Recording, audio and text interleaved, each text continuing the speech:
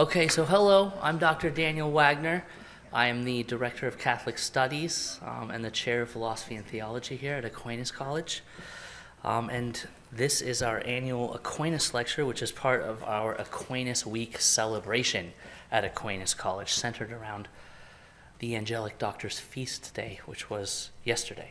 Yes, okay, cool. Before I make some brief announcements and introduce our speaker tonight, Dr. Brian Kemple, I'm going to ask Father Jordan DeGeer to say an opening prayer for us.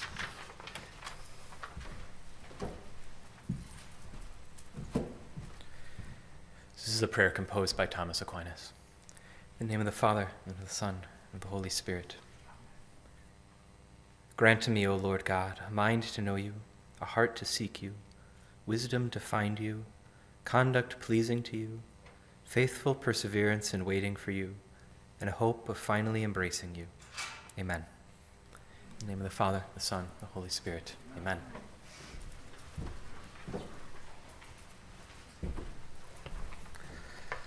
Okay, just one announcement today. Our annual symposium on the true, the good, and the beautiful is next month.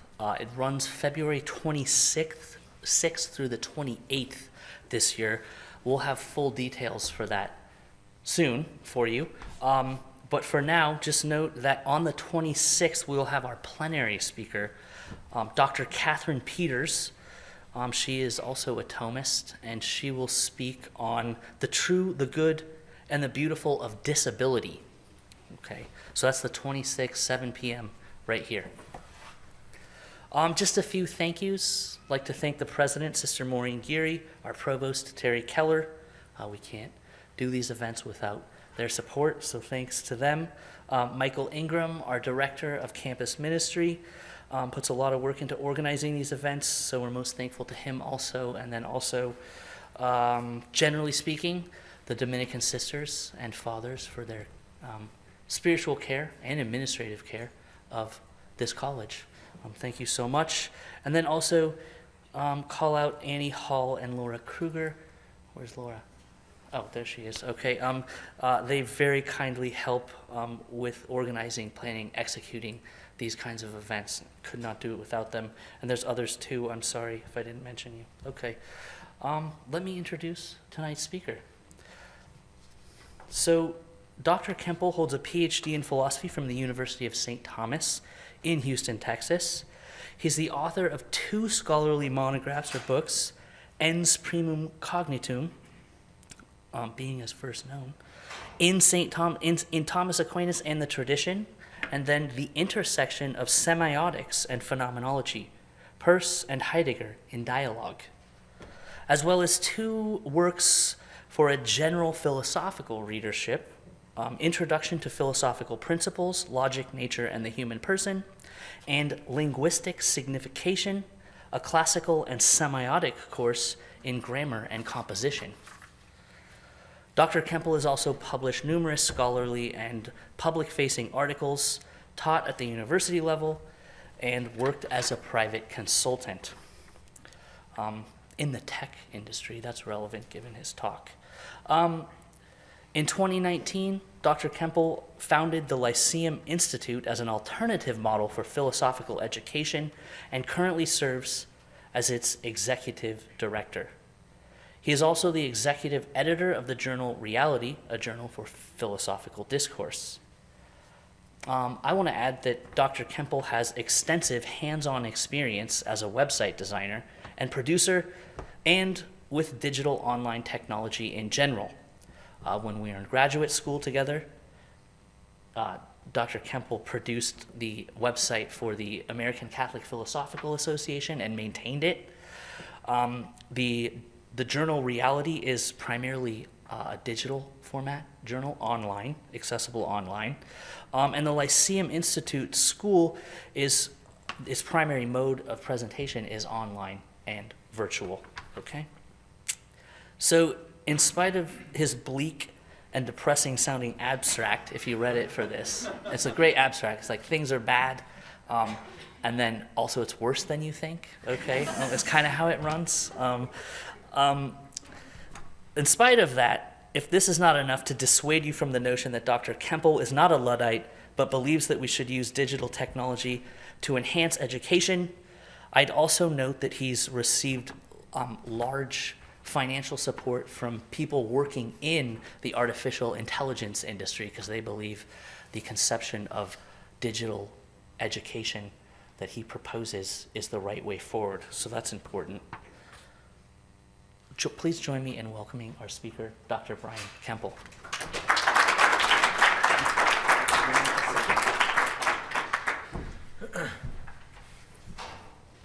All right. Well, to begin, let me extend my thanks to Dr. Wagner for this invitation. I've known Dr. Wagner for far longer than I would like to admit at this point, and I will say that you are all quite fortunate to have his leadership in Catholic studies. Moreover, it is an honor and a privilege to speak to all of you here this evening, those of you who have braved the unpleasant elements of the outdoors to come listen to an academic lecture on a Thursday evening. That makes you, in some ways, extraordinary persons, and so I'm glad to be here in front of you. This is my second time here. I live in Buffalo, New York, and it's a delight to trade the cold westerly winds of Lake Erie for the cold westerly winds of Lake Michigan. Plus, with all the snow, I feel right at home, so it's fantastic. Let me also say that it's not so dire as the abstract and the title sound, but it will sound pretty dire for a good portion of this presentation, so please bear with me before we get to the good stuff.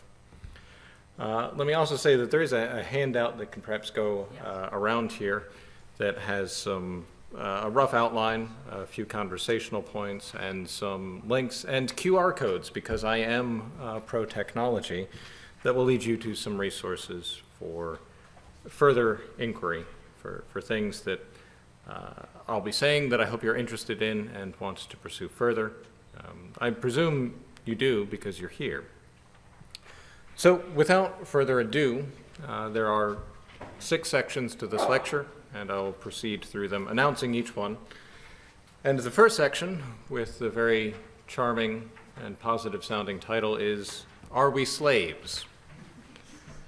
So do you feel that the things as they are in the world today are right? Do you look around at the world, at your own future prospects in the world, at the prospects of others, and feel optimism?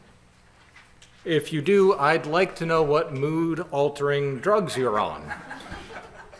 Jokes aside, it actually does seem quite difficult for many persons today, without pharmacological intervention, to feel very positive about the trajectory of most of our institutions, economic, corporate, governmental, and, yes, educational. We might have hope for one or another of our personal, individual ventures, but most of the larger social and cultural structures of the world, upon which we have long relied, now seem imperiled by human faults. And as a consequence, so too even our strongest personal hopes stand upon ground that is shaky at best. In particular, one of the greatest sources from which this current uncertainty seems to arise, or perhaps more accurately stated, our current anxiety, is so-called artificial intelligence. In the span of just over 3 years, since November 22, 2022, when OpenAI debuted the first major public iteration of ChatGPT, large language model and generative pre-trained transformative technologies have improved by enormous leaps and bounds, at a pace that many describe as frightening. Such technologies already perform many tasks more efficiently and with less susceptibility to error than do most human beings. Not to mention, they perform many of these tasks at a speed which is impossible for human beings to match. To some, these advances promise a future without scarcity, want, or much in the way of daily struggle. To others, they suggest an evolutionary leap forward, in which machines take over their own development, evolving into a new form of life. And to many others still, whether this evolutionary leap happens or not, the current trajectory of AI development towards so-called artificial superintelligence threatens the obsolescence or destruction of humankind. If anyone builds it, so claims the title of a recent popular book, everyone dies. Well, even if the future of artificial intelligence turns out not to be so incredibly bleak and dire, resulting in the extinction of humankind, at the very least, a loss of freedom seems a preeminent possibility among the many threats and therefore anxieties raised by its apparent imminent developments. To an extent, even its current iterations have already taken away many freedoms. Companies, for instance, who have not started to integrate this technology into their processes are beginning to fall behind, struggling to compete. Soon, failure to make intelligent use of AI could have similar effects for many businesses as the failure to have a good website and a good online presence. As the pace of technological development increases, a pace accelerated even already by the current AI iterations that we have, we seem to be bound more and more tightly to the demands created by these technologies. Thus, more and more, the once distant, imagined dystopian environments of science fiction seem to loom as apparent near-future facts.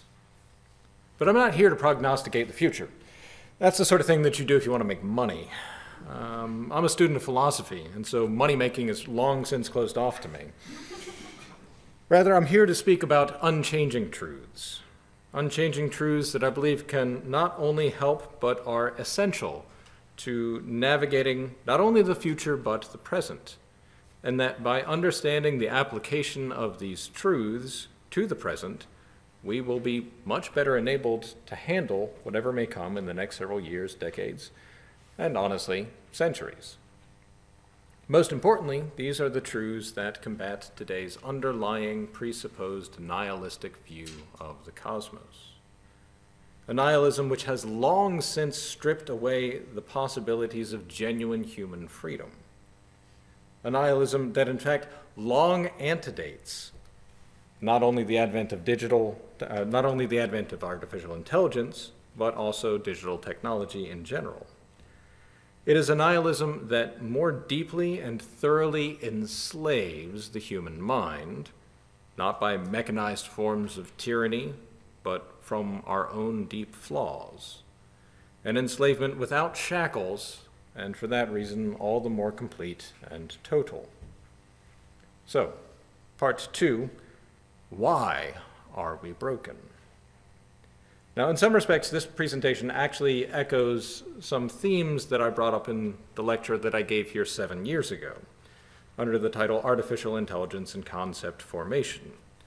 I'm not here to repeat this evening what I said then, though I do actually feel somewhat reassured, maybe a little bit egotistical, in seeing that much of what I said those 7 years ago has in fact proved true, especially 3 points that I raised at the end, under the title The Hidden Dangers of Artificial Intelligence. These dangers are, first, that its use would make us lazy, unwilling to do for ourselves tasks that it could do for us. Second, and closely related to this laziness, that it would erode our cognitive ability to solve practical problems all on our own, and that subsequently our development of properly human intelligence would likewise diminish. And third, that it would take over the mediation of our social interactions, making us withdraw into ourselves and rely upon the machines to handle our communications with others. Would you like Google to write this email for you? Though these effects have not been completely and totally realized in every possible domain, it would be hard to deny, I think, for anyone, that they have become quite prevalent in our world nonetheless. To these 3 dangers, I would add the growing despair of our ability to discern what is true, realized perhaps most obviously in the creation of so-called deep fakes and other convincing media that distort, blur, and obscure the real, or produce fictions nearly indistinguishable from it. We've all likely seen some one or another video or image that at first we believed to be real, only later to discover that it was made with artificial intelligence. In truth, these four dangers, indolence or laziness, cognitive impairment, desocialization, and despair of the truth, these four dangers are older than AI. No doubt, the advent, the presence, the ever-increasing ubiquity of AI accelerates the threats, but it didn't create them in the first place. These dangers, though mediated always by some technology, are not themselves technological in origin. They are difficulties which stem from our failure to develop good and properly human habits. As such, there can be no technological solution to the problems that they create. The societal breakdown that we're witnessing unfold in real time, put otherwise, is rooted not in AI, but in a more fundamental brokenness of the human mind. Signs of this mental brokenness can be seen in the prevalence of mental illness today, with some form of psychological ailment being ascribed to between 1 in 5 and 1 in 4 U.S. adults. That is, 20 to 25% of adults in the U.S. today have been diagnosed with some form of mental illness. Some may think that this diagnostic prevalence signifies an excessive readiness on the part of practitioners to identify such illnesses, maybe a push for pharmacological profits. Again, what drugs are you all on? Or alternatively, as rooted in a recognition of long-standing widespread problems that were not previously admitted. The absence of standardized diagnostic procedures in the field of psychology over the many decades makes it difficult to say whether or not there has been an actual growth in mental illness. But the cause of these now prevalent diagnoses is in fact a moot point, for regardless of whether there is an actual increase in mental illness or only a more accurate system of diagnosis, our current conditions, I think, point pretty inarguably to a widespread psychological crisis, a crisis of meaning and resolution, a crisis which is undeniably reflected in the massive increase of 21st century deaths of despair, that is, deaths caused by substance abuse or suicide, a rate that has increased by 142% from 2002 to 2022, from fewer to 75,000 deaths in 2002 to over 200,000 in 2022. Let that number sink in for just a minute. A near threefold increase in deaths of despair in a mere 2 decades. For those of you who are students, that's probably your entire lifespan. But why? What drives this increase in despair? To search for answers, we could look at the common suspects: eroded social and cultural norms, difficulties in job and housing markets, disappearance of lasting friendships, of social and I think especially romantic opportunities, removal of intimate and meaningful personal relationships to ephemeral and deceptive digital simulacra, and the general lacking sense of life having an innate purpose.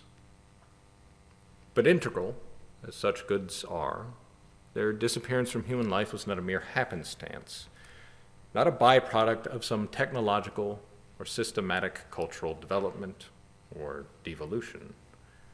We cannot blame this on Walmart or Amazon, on investment firms, on the stock market, on the government of our own or some other country, on the internet or on the smartphone, or even on our declining institutions, deserving as some censure as all of them may be. The cause of our present despairing state, that is, a despair exacerbated, again, but not caused by technology, the cause of our present despair is a carelessness with which we regard our own minds. We are by nature, when not made otherwise by good habits, rather fragile creatures, vulnerable especially to developing vicious and enslaving habits. Our environment today technologically and framed as it is, encourages such inhuman habituation. Well, I firmly believe that if we were to have any hope of not only understanding, but repairing our brokenness, we must retrieve some understanding of the mind itself. To begin this retrieval, let us first clear away the rubble of a certain common misunderstanding. Part 3, Technology of the Mind.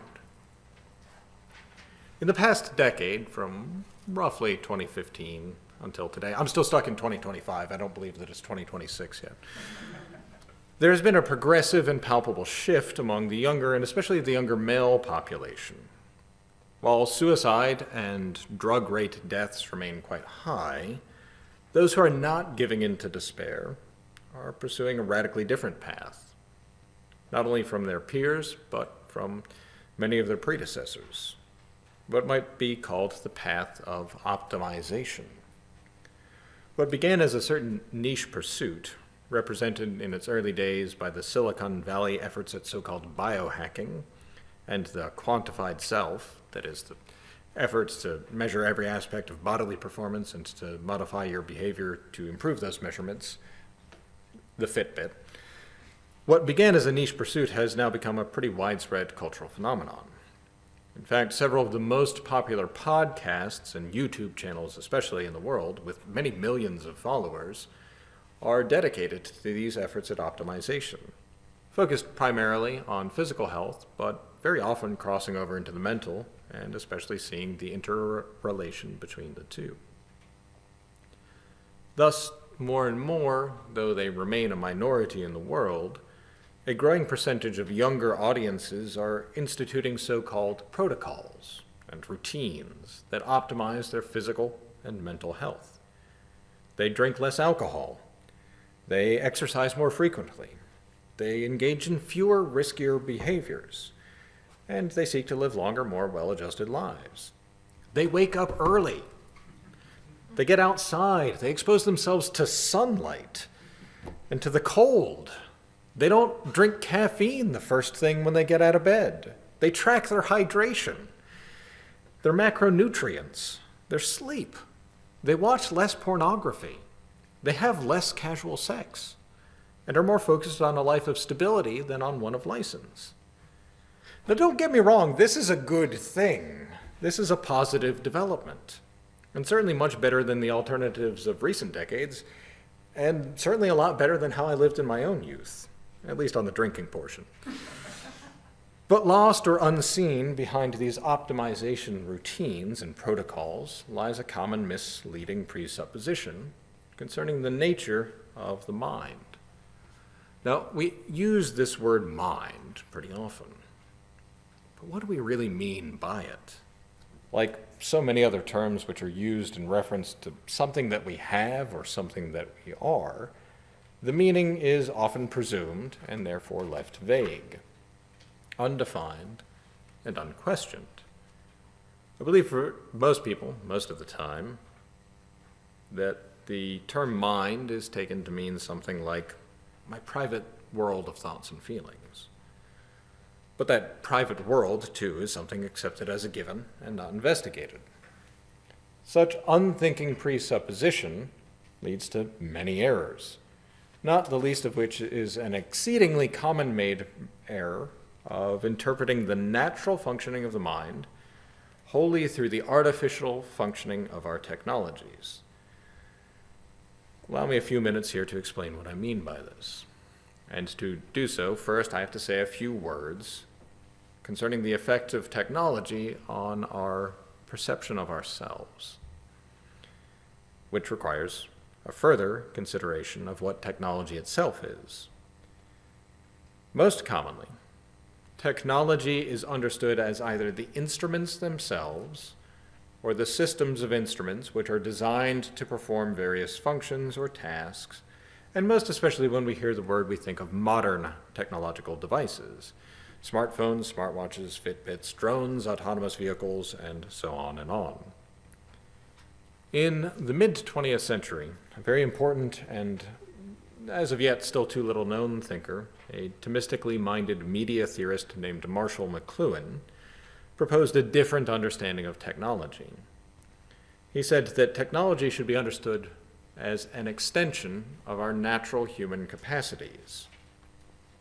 This conception of technology gives it a far broader range than the merely instrumental view. The wheel extends the foot, clothing extends the skin, the phonetic alphabet extends the reach of reason, electricity extends the nervous system, and so on and on. In other words, we have been engaged in the development of technology for as long as we have been making tools of any kind whatsoever, for all of our instruments extend our capacities somehow. But when these extensions become too extreme, when we overextend ourselves, we quite naturally lose our sense of balance. A person can become excessively visual and thereby lose facility with his or her other senses. Someone may be too rational, that is, calculating, and thereby suppress or mute feelings that he or she ought to experience. And we can all become unmoored in many ways if we're always rushing about the world, sped all over the place, with no place truly to call our homes. Most pertinent for most of us today, we are very easily overstimulated in the electric environment. To live, as the poet T.S. Eliot put it, always in a dim light, without darkness to purify the soul, with no deprivation to empty the sensual. This overstimulation seems a near constant for many, not only by the ever-present glow of electric light, but all of the endless communication that it enables, first with radio, then television, then the internet, and the most invasive of all of our technological extensions, the smartphone. The medium, Marshall McLuhan was famous for enigmatically saying, the medium is the message. But is our use of technology merely an extension of our faculties? Or does its use actually reshape those capacities themselves? In an excellent recent book titled A Web of Our Own Making, the philosopher Anton Barbacay argues that any machine is not simply an extension of prior capacities, but a way of recasting those capacities in a new light. There is an almost irresistible tendency in the human mind to interpret human functions in terms of the artifacts that take their place, and artifacts in terms of the replaced human functions. And that the history of technology has, in the modern age at least, mirrored the history of our thinking about thinking itself. How minds reckoned, how bodies move, how the body politic functions, how the universe clicks into place as a whole. There are reasons why, far too complex to investigate here, but there are reasons why this comprise of thinking about thinking within a technological paradigm arises with such ubiquity and dominance in the modern age. Suffice it only here to say that with modernity, and the bend of thinking away from speculative truths, unchanging truths, and towards practical applications as the very end of thinking itself, exemplified by the Baconian axiom that knowledge is power, with this, thinking itself has been made into a kind of technology, and thus we have long suffered a technologizing of the mind. That is to say that we, in our habitual extension of our properly human action through technological instrumentation, tend to think of the faculties performing those actions in terms of those technologies functioning. We might, for instance, ask the rather difficult question, what does a hand do? Well, what doesn't a hand do? But if we ask, what does a pen do? Well, it writes. And then we might say in the inverse direction that the hand inscribes our will upon the world. Well, what does a mind do? It thinks. What is thinking? What does it mean to think? In what does thinking consist? What are thoughts? Today, we very often conceive of our own thinking along the lines of computer processing. We think of brains as hardware. We think of thoughts or beliefs or ideas as software or applications. Or to put this otherwise, we created computers to help with extending very specific dimensions of our thinking. But now many persons find themselves understanding thought as nothing other than what a computer does. Mind processes. It takes information in and analyzes it so as to produce an output. It encodes and decodes, and so on and on. But as computers become more and more capable of performing these tasks, more capable than we are ourselves, it seems, it follows that human beings would be intellectually inferior to the machines. But this is not all. For we not only think of our own thinking, of our own selves, as operating in the same way as the machines, we not only explain ourselves through this metaphor, we treat ourselves as though we are machines. And I believe that we see this mechanized or technologized treatment exhibited in that trend of optimization. And thus, although it is, of course, a good thing to take care of ourselves physically and mentally, nevertheless, an awareness of the end, an awareness of the reason why, is largely absent from these efforts at optimization. Good though they may be, their good is not really understood. And thus, one tries to become more efficient, stronger, sharper, quicker, more balanced, to feel better. And all that one does becomes itself just a means to this end, to this capacity for performance, to this capacity to feel better. But why? What really is the purpose? I mean, we all want to live well. I don't think anyone would dispute that. It seems like a pretty self-evident desire. But have we presupposed, have we lapsed into an unquestioning attitude about what it actually means to live well? And through that presupposition, have we perhaps left ourselves vulnerable to the threats of a thoroughly, inescapably technologized existence? Have we outsourced our enslavement from our own weakness to algorithmically calculating overlords? It's about to get more optimistic, but not yet. Part 4, the human mind. Contrariwise to these widespread and unconsciously presupposed mechanized conceptions of the mind, I would like us to reflect a bit more carefully and a bit more accurately upon the faculties and actions that belong to us as human beings. We can't really perform such reflections adequately in the brief time of this lecture.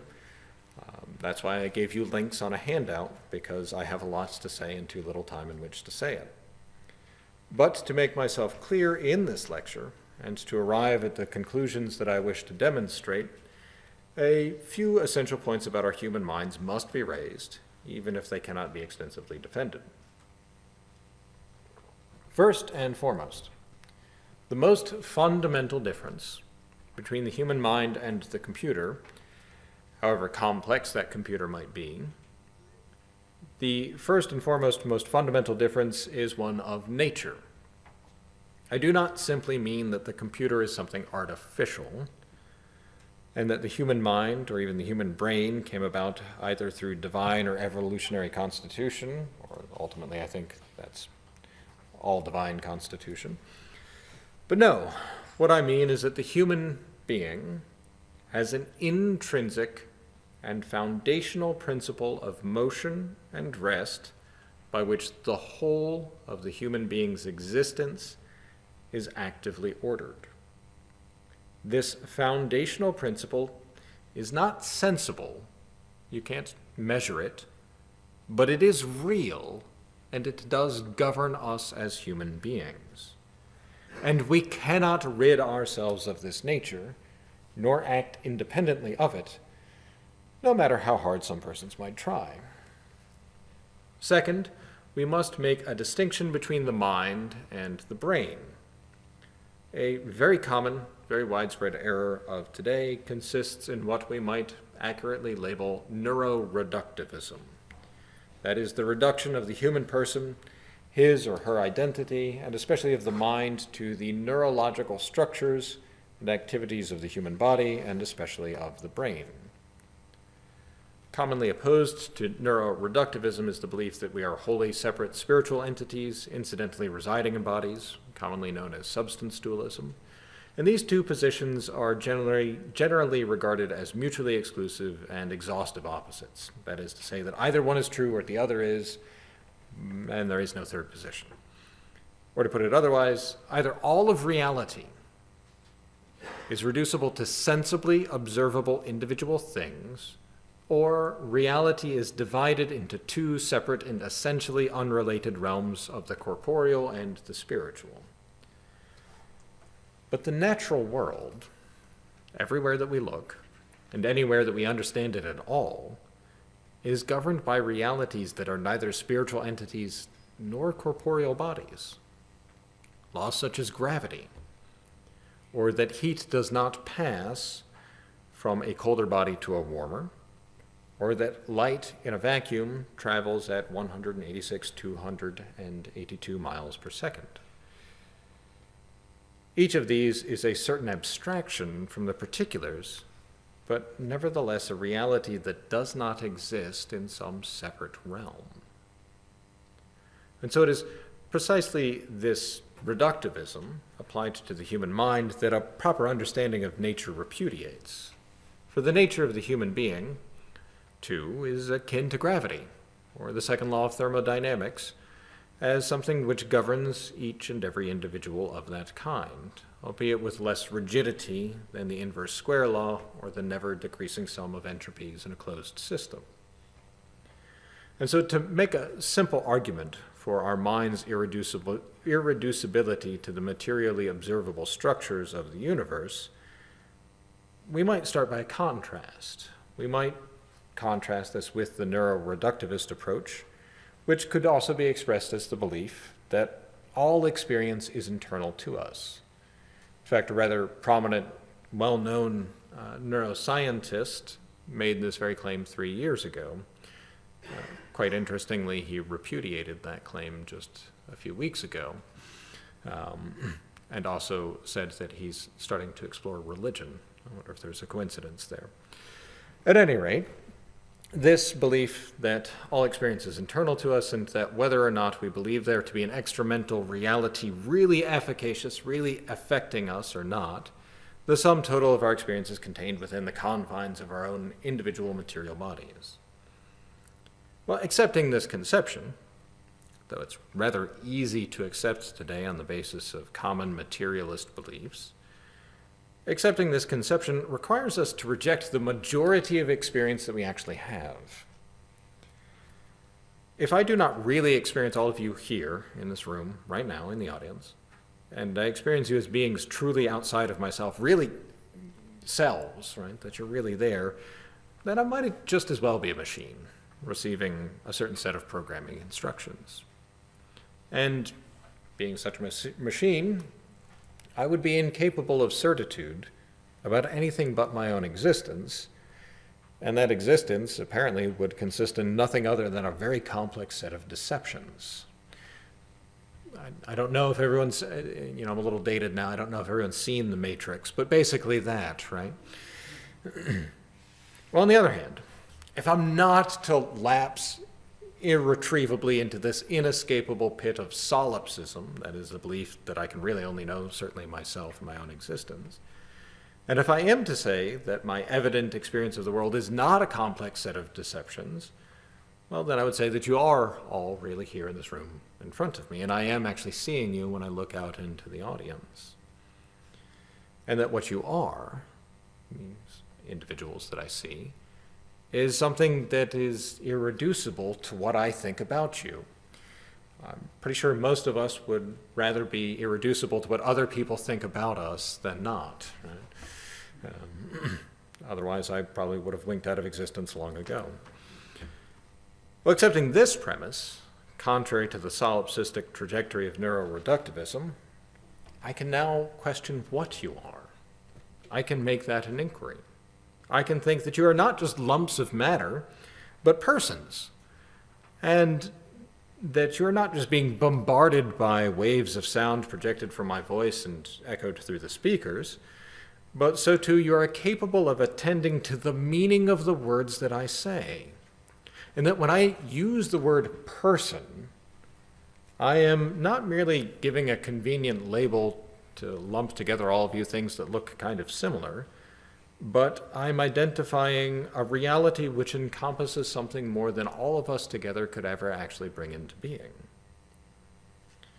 To put this otherwise, I believe that through such acts of understanding, through our grasp of what is meaningful as irreducible to the biochemical constitution of the brain and the body, that we touch, however lightly and passingly, on something infinite, on something incompressible to any particular set or any set of particulars. And that we can understand laws not as mere convenient contrivances of our mind, but as realities that make things truly to be intelligible. Unfortunately, today we have lost the habit of discerning clearly those infinite, irreducible objects of our experience, those governing realities. And instead we have formulated habits which are dominated by particularity. So let me turn now to section 5. Here we are speaking about the habits of a human mind. And habits, too, are a topic on which I have much to say and too little time in which to say it. But let me start by a quick contrast. Very popular in the world of optimization is a 2018 book titled Atomic Habits, written by James Clear. It's a #1 New York Times bestseller, 25 million copies sold, I think translated into 60 languages. And Clear has a pretty remarkable story. It's a good book. He's a clear, concise writer. It's very readable. But the primary thesis of his book is simple, that by accumulating through our lives small, good habits, and by breaking good ones, we can all be more successful, and we can all live better. To argue in favor of his thesis, he draws on biology, neuroscience, philosophy, and psychology. But as a certain presupposition prior to any of his arguments, he takes that technologized framework of what it is to be human. And this presupposition, I think, can be seen very clearly in his definition of habit, namely as a routine or behavior that is performed regularly and in many cases automatically. This understanding of habit is very common today. It's one that you'd find, something very close to it at the very least, in pretty much any elementary psychology textbook that you pick up. But like most definitions which rely upon some description of mechanism, it actually fails to articulate what a habit is. Now the word habit, our English word habit, derives from the Latin word habitus, from the Latin verb habeo, habere, which literally means to have or to hold.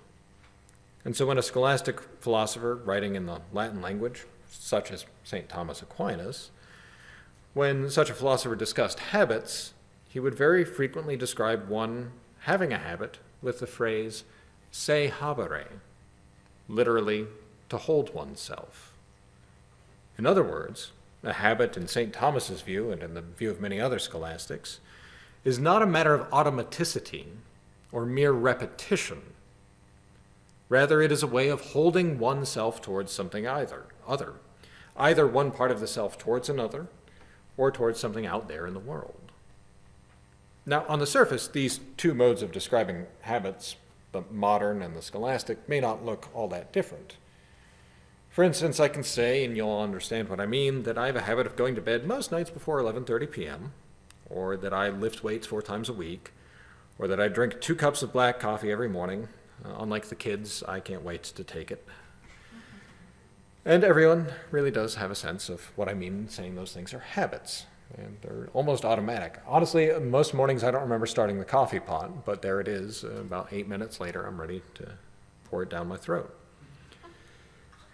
I can also say that I have the habit of saying thank you when someone does me a kindness, and of responding with much less kindness when someone cuts me off in traffic. A snowplow almost ran me over last night, and I had some pretty unkind words for that individual.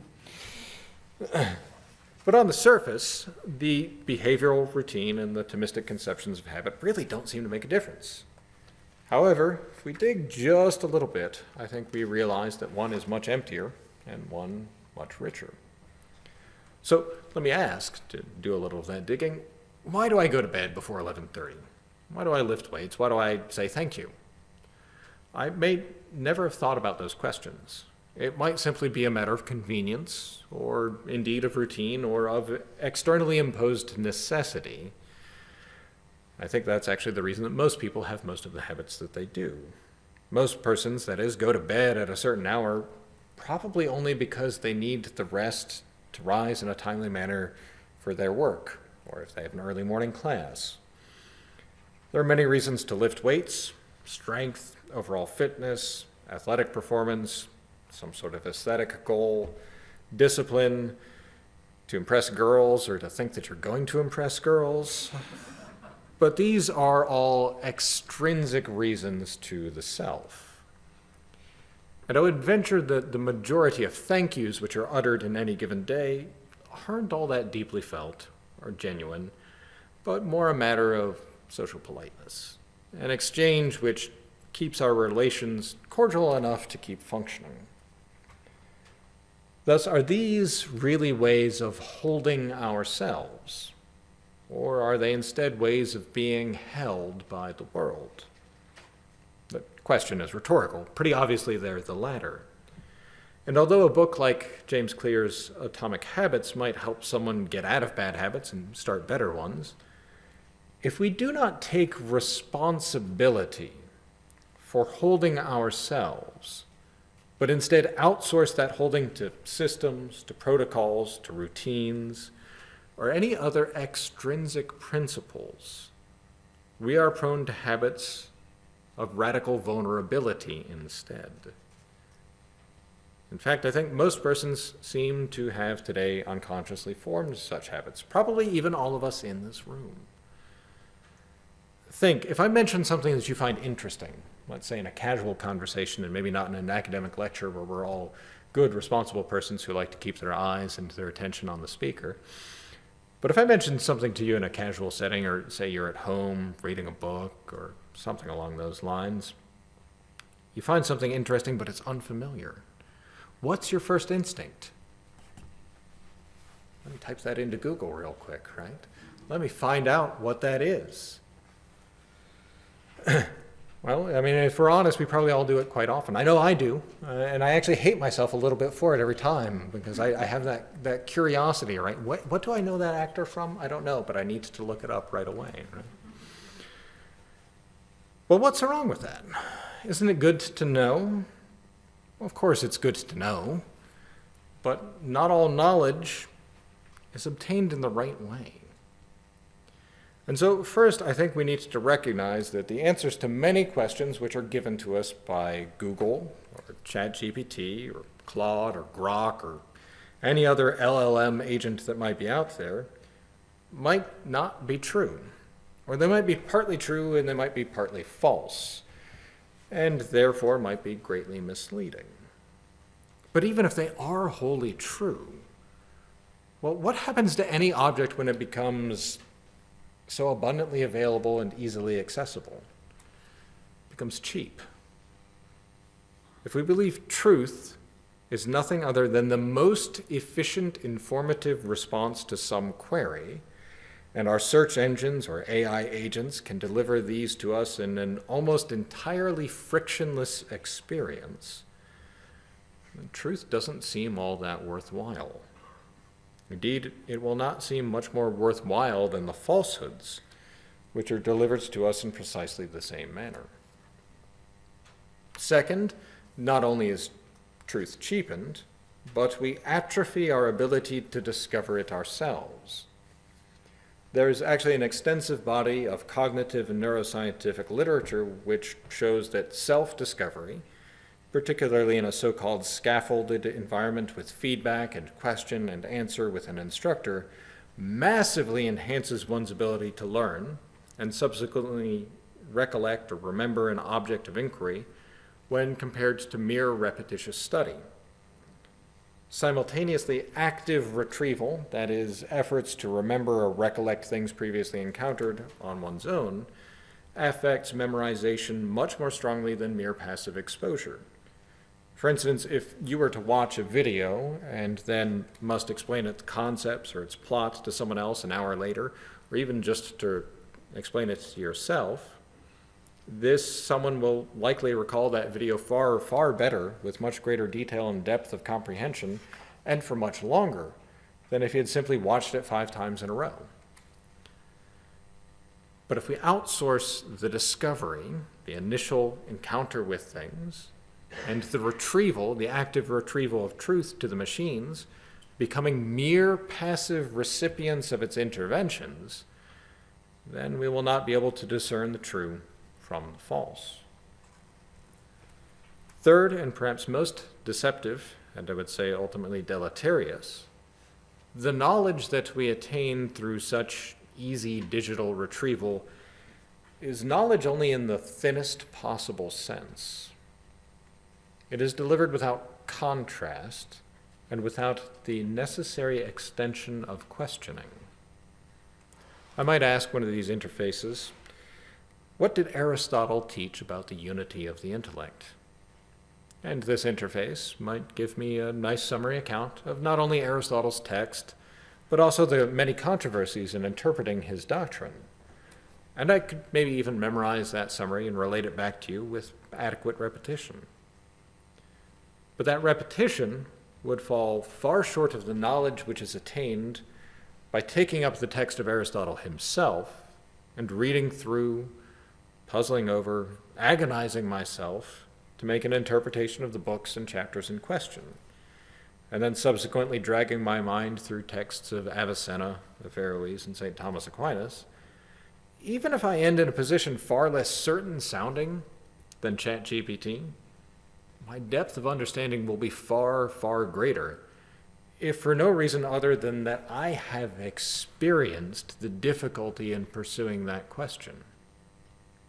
It will be an inquiry that has unfolded in my very activity of living, something that I can then truly share with others, especially if it is a question which is pursued in a course or a seminar, as something that I am studying with others or teaching to others. And so such technologically encouraged habits, these outsourcings, these removal of ourselves from the processes of genuine inquiry, these habits are contrary to the good of the human mind. They weaken our capacities, and thereby we become not only cognitively fragile, but emotionally and morally as well. So part 6, responding to the threat. Well, first of all, we do have to recognize the reality of the threat. These technologies do actually threaten our well-being, most especially when they are used unthinkingly, when they are adopted easily, and so on and so forth. Though our minds, that is, possess a certain intellectual dimension that cannot ever be destroyed by any material interventions, our intellect, our mind, may nevertheless be greatly impeded, diverted, or denigrated by such interventions. Our technological environments and devices produce many such interventions already, and their near future developments promise to interfere in our lives even more profoundly than they do. But although these devices and systems are the immediate instruments of the threat, the true origin is rooted in a misunderstanding of the human mind and subsequent practices of miseducation. A misunderstanding that allows for this technology to exacerbate our own deep-seated flaws. Put otherwise, the technologization of the mind isn't a new phenomenon, but it has become more dominant, not only because we have improved the technologies, but I would say much more because we have become more profoundly ignorant of ourselves. The solution isn't to flee from technology, which is not to say that we have to accept every technological innovation as neutral or inevitable, but rather to accept that technology is a natural consequence of exercising our human faculties.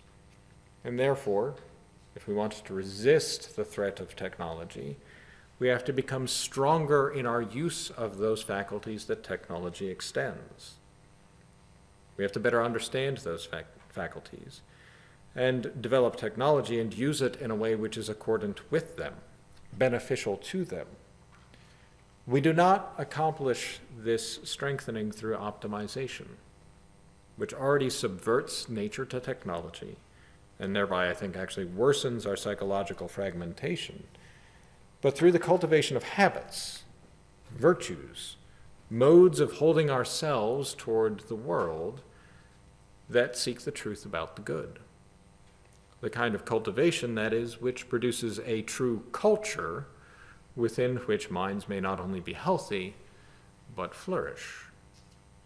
And so in conclusion, and finally we're getting to the point where there's a little bit of optimism here. In conclusion, there are 3 tasks that I believe are not only necessary for repairing our minds and allowing them to attain that flourishing, but actually eminently within all of our reach. And in some sense, I think these are tasks that technology can help us to do a little bit better. First and foremost, I believe that we have to stop thinking of education as a time-delimited pursuit, or as a preparation for quote-unquote real life. Rather, it is a matter of lifelong habituation. Education needs in this world that we live today a continual reinforcement. 4 years, 6 years, 8 years of higher education, I'm sad to say, to all of you here at a college, is not enough. Just as physical fitness wanes with insufficient exercise, so too our cognitive capacities will atrophy if we let them sit idle, or exercise them only upon tasks that we have already mastered.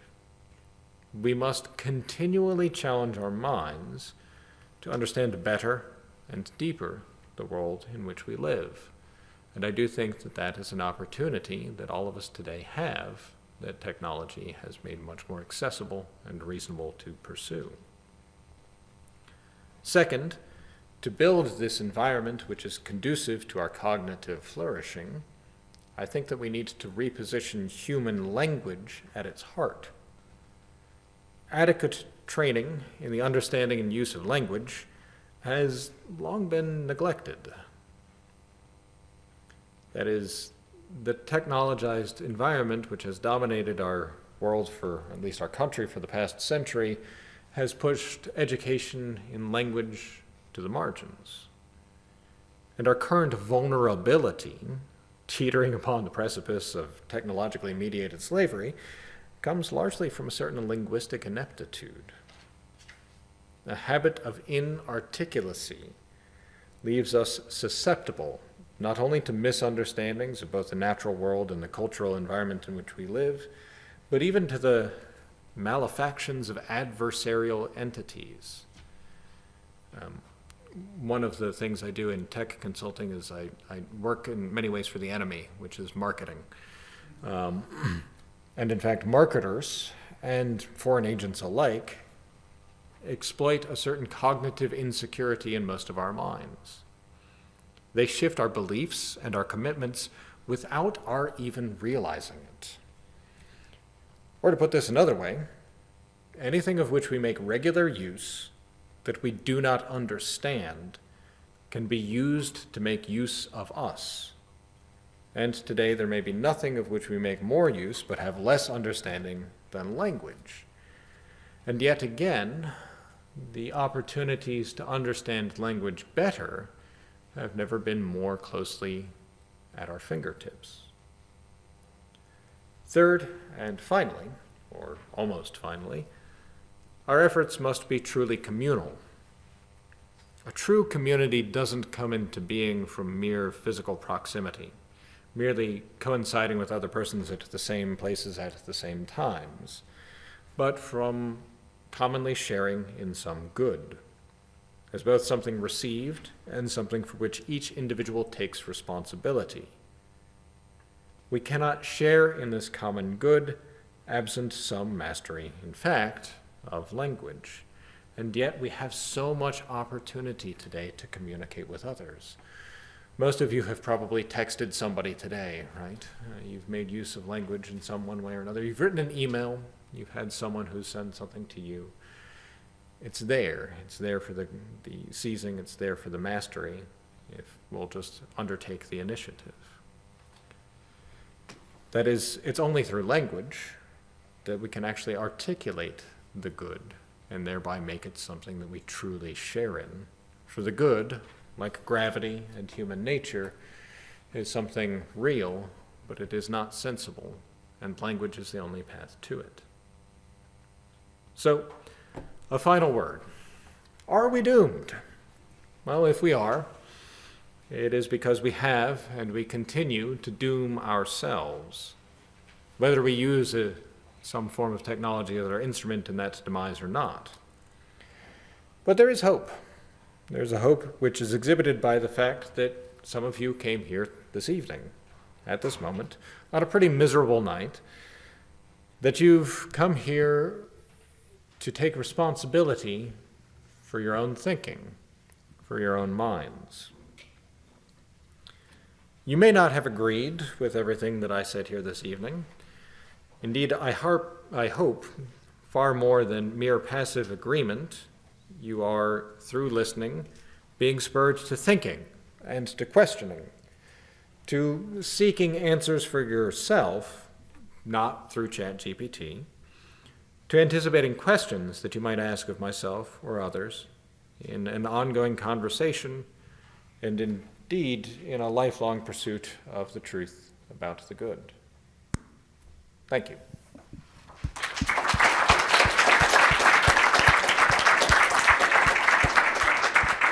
right, thank you, Dr. Kemple. We do have time for some questions. I'll let you select, and I can bring a mic around if people want to ask questions. Just to start the process. Oh, Father. Yes. Yeah. You want to use the mic? Yeah.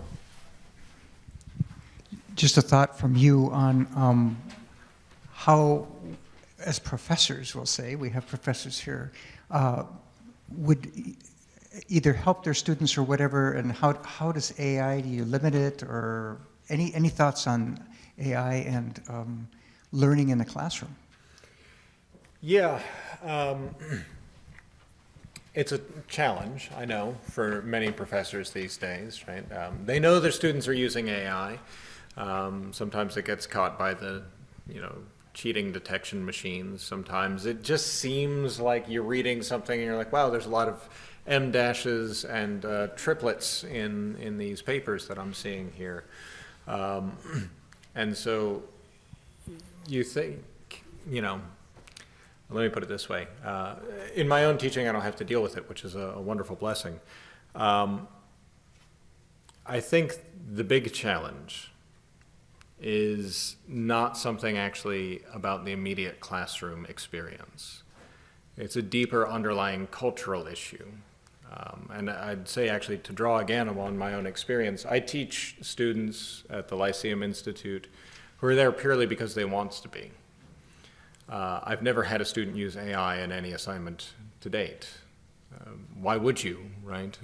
Because you're there for the purpose of learning. You're not there to get a grade, to get a certain GPA, to get a job so that you can make money. You're there because you see the value in learning itself. And so I think as professors, this is an enormous challenge because you're put in situations where you are expected to teach students who are there not for the purpose of learning. I honestly don't know what the solution to that is other than a grand systemic change within our higher educational institutions as such. And I do see that many institutions are in fact trying to find ways of moving themselves in that direction saying, we're not here to get you a good job. That's not our purpose. It's a hard situation, I think, that there's going to be years of suffering through, of trying to affect that kind of change. One thing that I do often tell people about the use of AI is that there are two basic categories into which you can think about how it alters your own thinking in some way. And perhaps this might be useful as something to tell the students. You can use it to substitute for your thinking, or you can use it to stimulate your thinking. And by and large, students who use it to substitute for their thinking are the ones that you don't want to have. So I don't know exactly what the paradigm is to communicate that to students, but I think that's maybe a way to help the ones who really do want to learn not get lost in the wash in some way.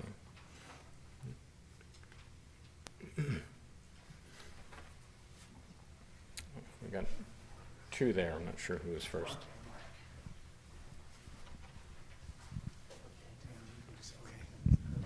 Thanks a lot. You said that, I'm trying to find the phrase used about developing the faculties of the mind and properly or habituating the mental activities, but they have to be habituated properly, Mm-hmm. which then means it has to be the activities have to pertain to the sort of the proper end of that faculty. And how do we get that across to people? I mean, it's you think about it's thinking about the real, and it's not merely a matter of persuading others, or I suppose that itself is also a faculty, the techniques of persuasion, Mm-hmm. and perfecting the techniques of persuasion so that I can more readily get other people to see things the way I do. I'm developing some habits there, but it's not the kind of habit you're thinking of. Well, I mean, it is. In fact, I think one of the greatest travesties in education in the past century has been the great demise of the trivium, the classical trivium of logic, grammar, and rhetoric. Understanding most especially those three in a really truly as a unity of three studies that have one common goal, which is the use of language to communicate what is true and to communicate it in a way which is actually efficacious upon the audience that hears it. So I do think that is a significant part of our habituating of our perceptual faculties, in fact, that when we think about the things that we read, the kinds of things that we read, and I think especially when you look at the, say, educational standards that have been held for most schools throughout the past century plus and the way that they've declined, it's no small wonder that a lot of the habits that we formed are rather shallow, that there are habits shallow in ourselves but deep in the things around us in the world that hold us, because we don't even really see what they're doing to us any longer. We don't see what the things in the world are doing to us. We've become very much unconsciously enslaved by them. One thing that always, and very easy, very obvious example of this, right,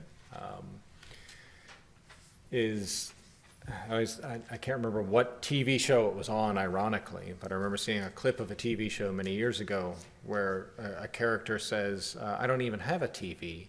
And another character responds, well, what's all your furniture pointed at? And if we think about it, we probably all at some point in our lives, whether we have it ourselves or we've seen it in others' homes, furniture's pointed at the TV, right? The living room has become oriented around this machine. This machine that bombards us with communication that is very, very, very repetitious, especially in the days before streaming media. If you go back and you stream an old sitcom or something like that from the 1990s or the 1980s, everything follows the same pattern. Every show, every episode has the same pattern. It's repetition. It's very shallow.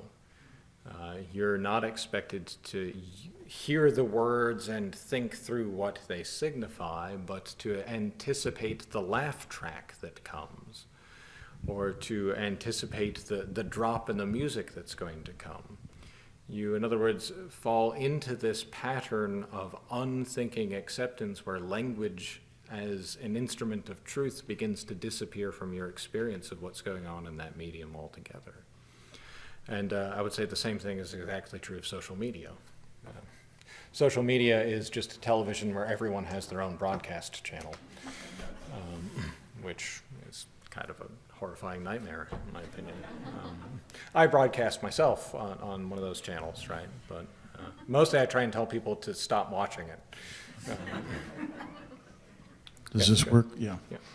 Okay, I don't want to give a shorter paper disguised as a question, but I do want to make just a couple of comments about three philosophers that I've been reading in recent years. Actually, I've been reading them for a long time. And they're all great enemies of artificial intelligence in the sense of non-living intelligence, right? So first you've got Newman's Grammar of Assent, where he distinguishes notional apprehension from real apprehension, where real apprehension is not just putting previously constructed concepts together, but actually like hooking them up with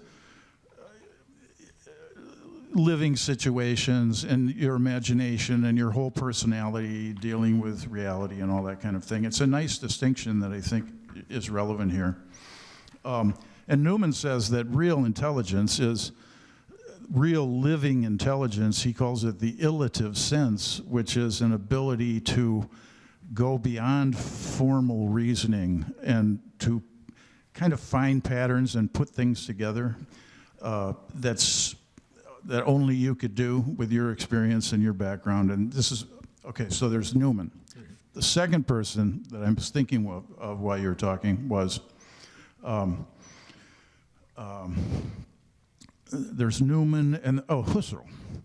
Husserl's notion of the distinction between empty intentions and fulfilled intentions. Empty intentions are kind of humanly constructed concepts which may or may not be fulfilled, either materially or eidetically, right? So you've got to get back to the intuition, the intuitive. You can't live only in the world of empty intentions. Sometimes when you look up an AI, a quick AI article, it's really beautifully packaged, but what's packaged is sort of the obvious. And you need to, like you say, don't just completely accept it, but use it as a stimulus. So I like to look at a little quickie AI article and say, okay, what's wrong with this picture, or what's oversimplified in this picture? That's kind of engaging my own illative sense. And then the third character is Michael Polanyi. Everybody was reading him 50 years ago, but he has this book called Personal Knowledge. And he studies the history of scientific discovery and says great scientific discoveries were intuitions. He used Gestalt psychology to argue that a scientific discovery is an intuition into a pattern that's based on kind of an unformalizable multiplicity of subsidiary intentions and clues that you've been building up, your whole life in your reading and in your laboratory work and all this kind of stuff. And somehow Polanyi's personal knowledge, Husserl's notion of fulfillment in intuition, and Newman's notion of the illative sense are kind of like three philosophical anti-AI weapons. Not anti-AI in the sense that AI isn't useful in some ways, but you know, these three philosophers are very much against reducing intelligence to artificial intelligence and maintaining this idea of a living, intelligent power of intuition. Just throwing that out there. Yeah, no, I had to laugh a little bit when you mentioned Husserl because Dan and I argue about phenomenology. He's Husserlian and I'm Heideggerian, so always in different camps there. Just a few quick comments on that because I think what you're pointing at with those three thinkers, first of all, I've read Newman's Grammar of Assent and I've studied his work with someone who's deeply familiar with it, and I'm still not sure how or if it can be squared with my own more Thomistically inclined background.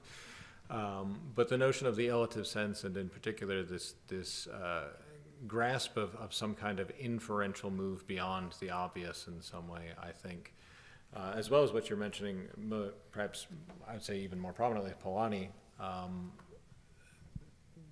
I think what you're describing in some sense is the depth of what it means actually to ask a question, which is something that among the habits of our malformation today is something we've lost. Most people, frankly, do not know how to ask a question today. They know how to query a search engine, and those are two very different things. Asking a question is a kind of habitual effort that needs to be sustained. It needs to be felt and experienced, and it does need, in fact, to be personal, which is the very opposite of what we do with these digital interfaces. So I think that's a key issue that we all need to work on much more and stop using our devices anytime something interesting comes up and we want to get a quick answer. Can we have one more? Okay. I know you kind of answered this when you were talking to Father Bob, but I was going to ask, what is your advice when it comes to students' utilization of AI? If we don't use it, we will fall behind, but if we use it too much, we'll become too reliant and, like you said, become lazy and unsocial and not be able to form thoughts of our own. Yeah, I mean, for students in general, I would, as a general recommendation, minimize your use of it as much as possible. Recognize that there are certain tasks it can perform for you that are maybe valid. Most of them probably aren't. You have to always ask yourself those questions, right? Now, okay, in using this, am I making myself lazy? Am I atrophying my ability to find out the truth for myself? And is this really stimulating my thought, or is it stepping in for it? The other thing, and I think this is an important point as well, and this goes back to the systemic problems that I think especially young people face today in terms of getting ahead or having a successful career or what have you. You are oftentimes, I think, in a situation where the short-term necessities that, okay, if I don't do this, am I going to fall behind? Am I not going to get a job? Am I not going to graduate on time? Or am I going to fall down the bell curve in whatever course or something like that? Oftentimes come at the expense of the long-term virtues that you need. So you may succeed in the moment, but that success in the moment is setting you up for some kind of inevitable failure down the road. And that honestly, difficult and as crappy as a thing as it is to say, it might be better to fail in the moment and set yourself up for a long-term course of virtue than to succeed at such a cost. We're very short-sighted people, right? We're very much focused on the next 5 years of our lives instead of not only the whole extent of our lives, but the things that we're leaving behind us after we go. We have the Thomist philosopher Jacques Maritain put it that we're Machiavellian thinkers, right? We consider only immediate success and not the long-term durational goods of our endeavors. And if we're going to survive as a species, not just in an existential sense, but in a true human sense of being the kinds of things that we are, we have to get out of that pattern of seeking immediate success. Okay, I think this is an excellent place to stop. It's getting late. The snow might still be falling. So let's give Dr. Kemple a round of applause again.